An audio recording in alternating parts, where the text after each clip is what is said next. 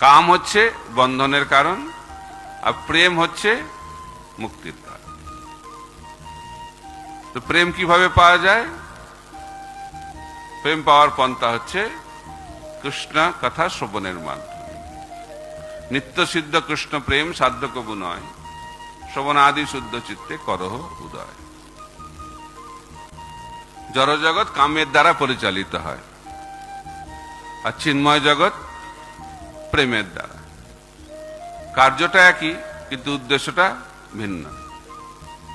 চৈতন্য চরিতামৃতে বলা হচ্ছে, আত্মেন্দ্রিয় প্রীতি বাঞ্ছা তারে বলে কাম, কৃষ্ণেন্দ্রিয় প্রীতি ইচ্ছা ধরে প্রেম না।